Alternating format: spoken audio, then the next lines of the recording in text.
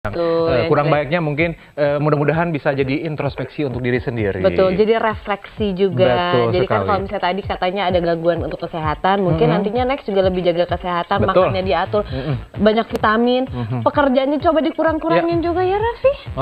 Maksudnya gimana itu kalau pekerjaan dikurangin dilempar gitu pekerjaannya? Ya kan ke pasangan yang lain gitu? Bisa gitu kan. Karena kan Raffi bentar lagi kan bakal jadi bapak nih, pasti kan akan sibuk untuk ngurusin anak. Masa nanti anaknya jarang ketemu sama bapaknya. Tapi katanya kan dengan lahirnya anaknya nanti itu tetap membawa berkah buat Raffi, hit terus katanya sepanjang tahun 2015. Iya dong, sudah menanti kelahiran live, 7 bulanan live, apalagi live, bawa berkah. Bawa berkah. Betul. Udah nikah berdua aja udah bawa berkah, lagi punya anak lagi, tambah lagi keberkahannya. Sunagaju tadi bilang menyarankan untuk Ariel berlibur ke daerah pegunungan. Agak bahaya ya kalau Ariel di daerah pegunungan itu ya. Kan bagus, dingin. Suka cari hangat-hangat biasanya. Ya, kita lihat hasilnya aja kalau gitu ya. Makanya kan dia juga sekarang kan lebih sering tinggal di Bandung juga kan. Kan udah dingin kan, makanya butuh kehangatan. Ya udah makanya kita tunggu hasilnya.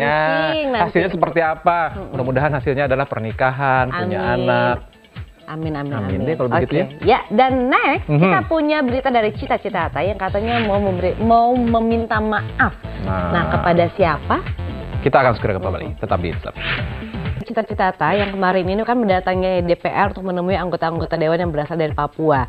Nah, Cita-Cita Ata ini ingin meminta maaf atas perkataannya yang dianggap menyinggung busana khas Papua beberapa waktu yang lalu. Ada-ada aja ya. Dan juga dikabarkan nih Cita-Cita Ata ini akan dilaporkan ke pihak polisi oleh perwakilan warga Papua yang tidak terima atas pernyataan yang dilontarkan oleh Cita-Cita Ata. Betul. Dan bukan cuma itu aja, ini juga ada kabar yang tersiar. Ini beda dari yang tadi ya.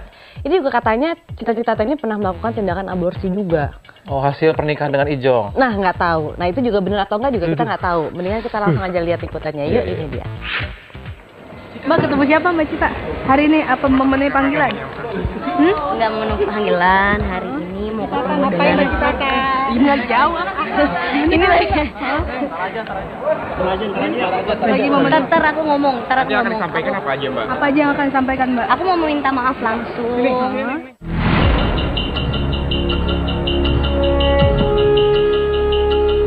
Menggunakan kemeja putih berbalut blus merah muda, Cita-Cita Ata akhirnya mendatangi gedung DPR. Di gedung anggota dewan, pelantun sakitnya tuh di sini itu menemui anggota dewan asal Papua dan meminta maaf atas perkataannya yang membuat masyarakat Papua marah. Beginilah pertemuan mereka yang berlangsung kemarin siang.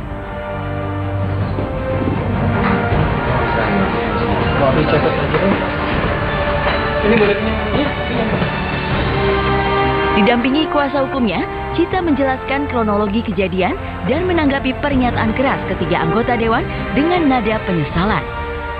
Cita meminta maaf yang sebesar-besarnya kepada warga Papua, khususnya juga kepada perwakilan dari DPR RI ini. Terima kasih banyak atas kesempatannya. Mudah-mudahan permintaan maaf kita dapat diterima dan mudah-mudahan semuanya diselesaikan secara damai. Terus terang saya pertama kali mendengar itu ya selaku orang Papua saya tersinggung sebenarnya. Jadi saya ingin sampaikan ini menjadi pelajaran untuk kita, terutama kalau kita sebagai public figure, apa yang kita katakan itu sangat berdampak besar. Agar tolong sebelum apa yang kita sampaikan, tolong dipikirkan baik-baik, dihayati dulu apa yang mau kita sampaikan. Selaku public figure itu sangat-sangat berbahaya. Kami orang Papua kurang disoroti. Sebenarnya kalau datang ke Papua, anak-anak Papua suaranya lebih bagus dan banyak sekali orang-orang Papua yang pintar nyanyi. Cuman orang Papua tidak pernah disoroti dan tidak pernah diberi kesempatan. Tiba-tiba datang Cita Ata menghina kami orang Papua. Statement seperti itu dari Cita Ata itu membuat sakit orang Papua. Seperti itu. Jadi, sakitnya di sini. Lakukan Cita terjadi ketika penyanyi bertubuh langsing itu dirias di ruang make up. Dengan mengenakan busana etnik Papua, Cita memperlihatkan penampilannya kepada wartawan dan mengatakan sepenggal kalimat yang membuat warga Papua emosi. Di hadapan anggota dewan kemarin, Cita mengklarifikasi dan menjelaskan bahwa dirinya tidak berniat menghina orang Papua dengan perkataannya kala itu. pada saat kejadian kronologisnya wartawan menanyakan Cita, sebelumnya memang adat Papua memakai coreng gitu. Jadi Cita kenapa nggak dicorengin? Mungkin karena Cita saking senangnya memakai adat Papua, pada saat itu kita sedang bercanda-bercanda dan mungkin Cita lagi ketawa, jadi terkesan Cita menghina. Padahal pada saat itu memang Cita kesannya kayak aduh harus dicantikin, nggak kayak Papua kan, maksudnya nggak kayak mukanya nggak dicoreng-coreng begitu. Berbau sara itu membuat warga Papua marah. Beberapa orang Papua seperti yang ditayangkan insert siang hari Selasa lalu meminta Cita untuk meminta maaf secara terbuka di media. Dalam pertemuan kemarin, bahkan terungkap sekelompok warga Papua berniat melaporkan Cita ke polisi. Untuk mengurangi ketegangan sekaligus berdamai dengan warga Papua, salah seorang anggota dewan mengundang Cita datang ke Papua. Ada teman-teman lain, mereka sedang berusaha koordinasi dengan lawyer untuk menempuh jalur hukum. Mereka merasa dilecehkan,